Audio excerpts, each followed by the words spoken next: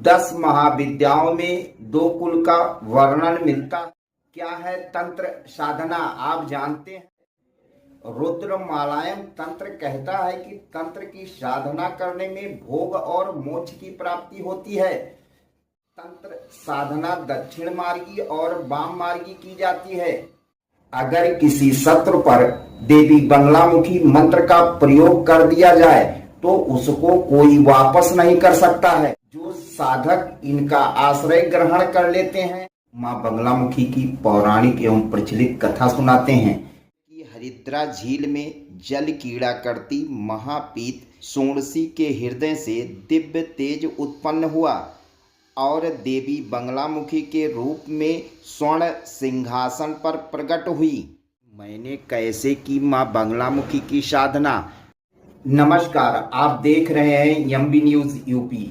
आज हम बात कर रहे हैं 10 महाविद्याओं में एक ऐसी देवी जिनकी सबसे अधिक साधना की जाती है।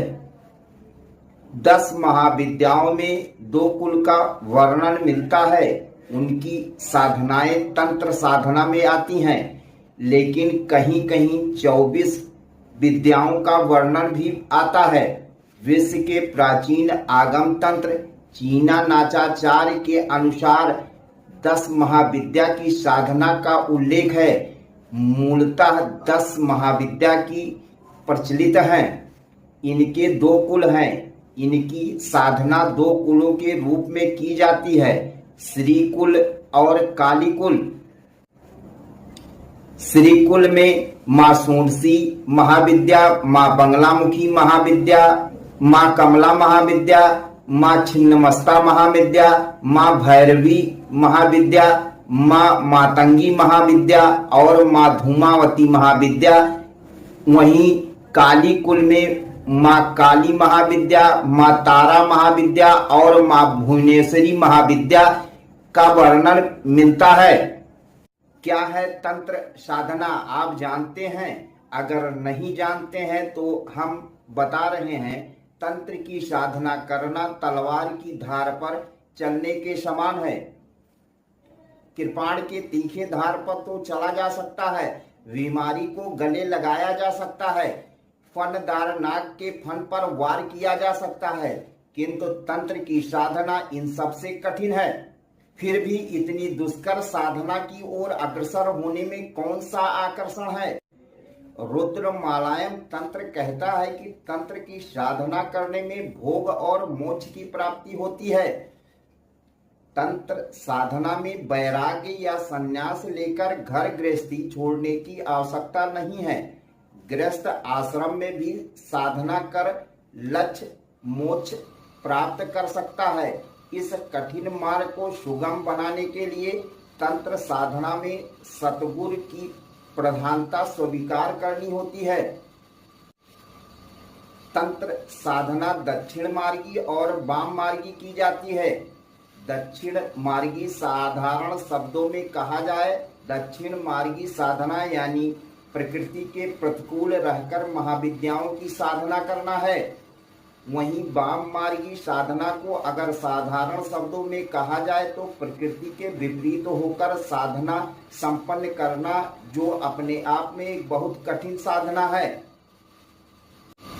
आपको एक उदाहरण के माध्यम से समझाते हैं। जैसे घड़ी सदैव दक्षिण मार्गी होकर चलती है और उसे आपको उल्टी दिशा में यानी वाम मार्गी चलाना है, तो आज के भाषा में वैज्ञानिक कहे जाएंगे। यही पहले ऋषि मुनि करते थे। आज की इस प्रवेश में सम्मोहन, वशीकरण, मारण, उच्चाटन और शत्रुओं के विनाश के लिए 10 महाविद्याओं में सबसे अधिक माँ बंगलामुखी की साधना की जाती है।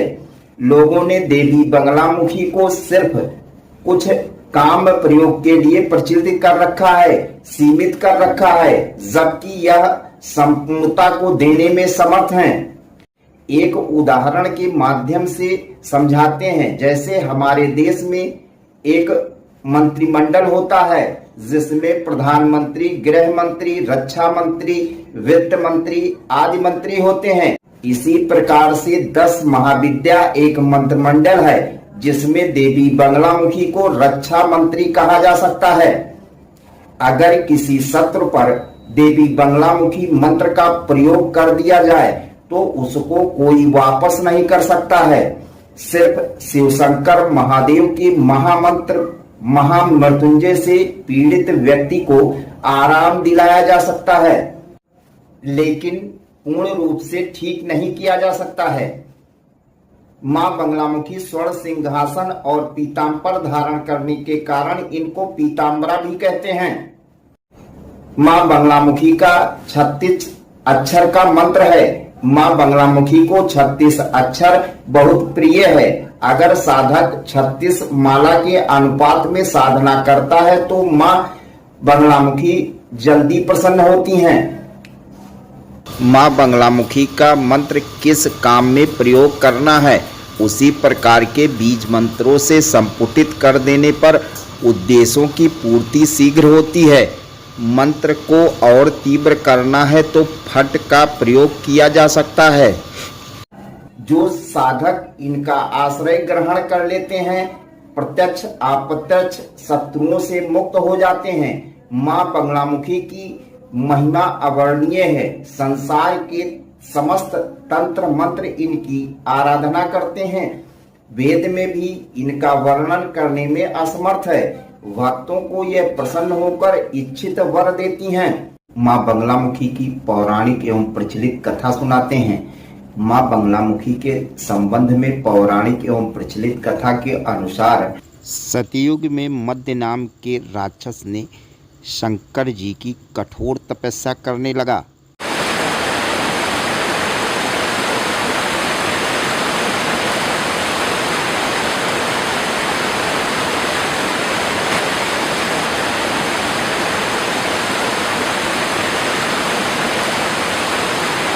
मध्य नाम के राक्षस के कठोर तपस्या से शंकर जी प्रसन्न हुए और प्रकट हो गए।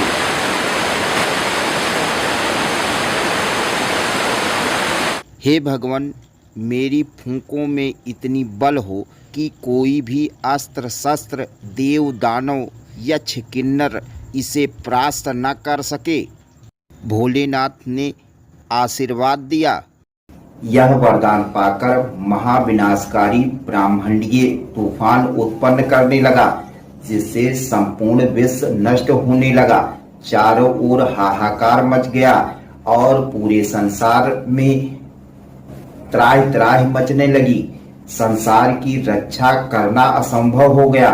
यह तूफान सब कुछ नष्ट करता हुआ आगे बढ़ रहा था। यह देख श्री हरि भगवान विष्णु चिंतित हो गए।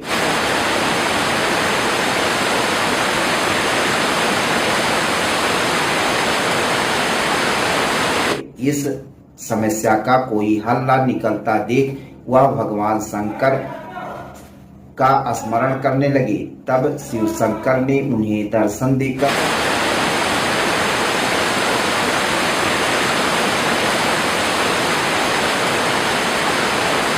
कहा कि शक्ति के अतिरिक्त अन्य कोई इस विनाशकारी तूफान को रोक नहीं सकता है। आप उनकी शरण में जाएं। फिर श्री हरि भगवान विष्णु आकाश मार्ग से होकर हरिद्रा सरोवर के निकट पहुंचे और कठोर तपस्या करने लगे।